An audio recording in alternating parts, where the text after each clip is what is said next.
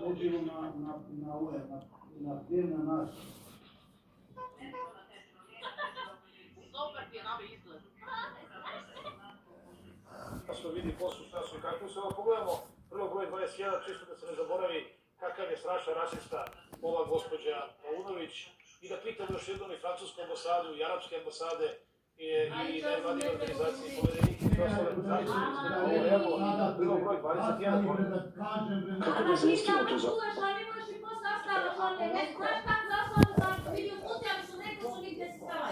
I šta treba meni, nije nervozno, ali da napraviš neko je bila tu eka. Francuska je, ona je više gubi svoj identitet. Vidi, koja Jasevika jako podešta mi Mustafi u ocu rešenja imamo kao rekao, sa tebe ne može niko imati železna vidica. I ti imaš železna vidica. Znači ja su mislim, Leviće to se natežilo, su misli se natežilo na pljevna. Će pukne zimče. Ako nema, onda okej, ja mislim da ne...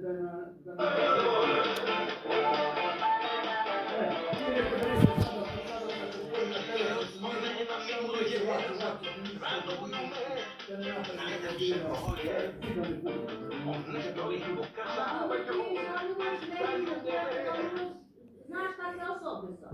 Ja i upućevi su nekada išivali i svim nivelima ne se stavajte. Ama ti ne se pripržavaju, ne možeš biti u proboj. I sada ne tebe da reće medij mi rekao. Ama pa medij poviknu se, tu je... Oni još ti su kurašali da postavaš medija.